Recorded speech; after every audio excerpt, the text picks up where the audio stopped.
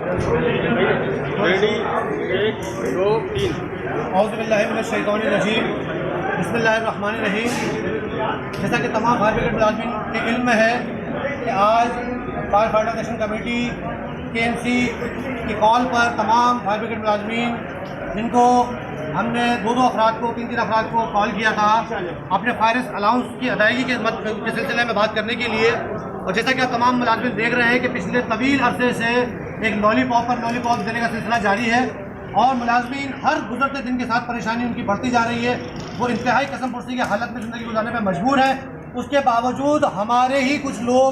हमारे ही कुछ भाई बड़ी माज़रत के साथ इख्तलाफी बात नहीं करनी चाहिए, लेकिन चूँकि जो हक़ाइक़ है वो बताना भी बहुत ज़रूरी है कि तमाम भाइयों ने देखा और आज तमाम मुलाज़मीन ने अपनी आंखों से देखा, एक्शन कमेटी के नुमाइंदगान ने अपनी आंखों से देखा कि फायर फाइटर एक्शन कमेटी के जिम्मेदारों को MC साहब से मिलने से रोकने की भरपूर कोशिश की गई। पूरा जोर लगाया गया, पहले बाहर इंतजार करवाया गया, उसके बाद अंदर जाने के बाद फिर कोशिश की गई, लेकिन अल्हम्दुलिल्लाह सच का बोल हमेशा बाला होता है और झूठ का मुंह काला होता है। आप तमाम भाई जानते हैं, हेडक्वार्टर में जब अलमरकज़ में हम मौजूद थे तो बाकायदा पुलिस के लोगों को, एजेंसी के लोगों को भेजा गया, जिसको हम जब हमारे पास आए और उन्होंने हमारे वहाँ बैठने की वजह तलब की, हमसे पूछी, तो उनको हमने अल्हम्दुलिल्लाह मुतमईन किया, जिसके ऊपर वो बहुत मुतमईन होकर चले गए। लेकिन वो सिलसिला जारी रहा। KMC हेड ऑफिस में पहुँचने के बाद MC साहब से मिलने नहीं दिया जा रहा था, भरपूर कोशिश की गई, लेकिन अल्हम्दुलिल्लाह तमाम मुलाज़मीन भाई की मोहब्बतों से, उनकी दुआओं से फायर फाइटर एक्शन कमेटी के नुमाइंदगान, सदर साहब के साथ मैं खुद और इम्तियाज़ भाई, हम 3 अफराद अंदर गए और MC साहब से हमारी मुलाकात हुई। पीपल्स यूनिटी के लोग भी साथ साथ मौजूद थे। लेकिन मैं अल्हम्दुलिल्लाह ये फ़ख्र से कहता हूँ कि जैसे माजी में फायर फाइटर्स एक्शन कमेटी ने अपने आज़म और हिम्मत का बाकायदा इज़हार करके दिखाया और अफसरान से ना सिर्फ सवालात किए, ना सिर्फ उनसे आंखों में आके डाल के बात की, बल्कि अदायगी के लिए भरपूर कोशिश की, तो आज भी दीगर लोग जहाँ खामोश मुंह बंद करके बैठे रहे, वहीं पर फायर फाइटर एक्शन कमेटी के नुमाइंदों ने, हमारे सदर जनाब रईस अहमद भाई ने, मैंने खुद और हमारे इम्तियाज़ भाई ने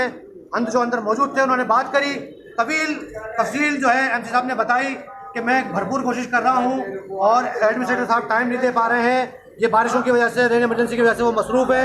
मतलब ये हमें अंदाज़ा हुआ कि कुछ मिली भगत का मामला है, कुछ हमारे ही लोग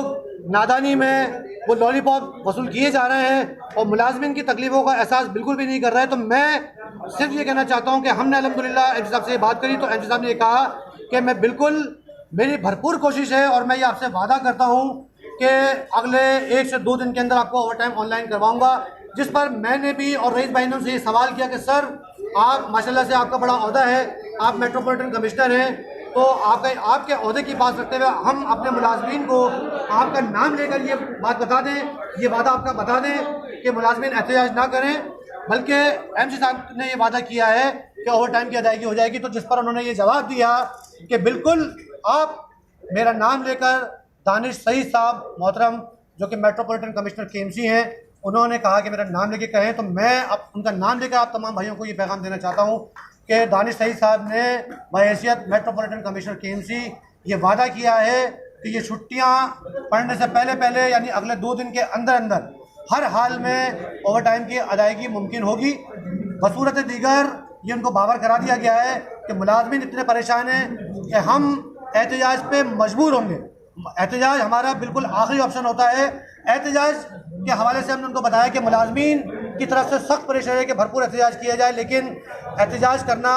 हमेशा आखिरी ऑप्शन होता है। तो यही हमने उनको बावर कराया। तो उन्होंने कहा बिल्कुल आपको एहतजाज करने की ज़रूरत नहीं है और एहतजाज करने की नौबत नहीं आएगी, आपको उससे पहले ओवर टाइम की अदायगी मुमकिन हो जाएगी। फायर फाइटर एक्शन कमेटी जिंदाबाद, फायर फाइटर एक्शन कमेटी जिंदाबाद, फायर फाइटर एक्शन कमेटी जिंदाबाद। सादा हक,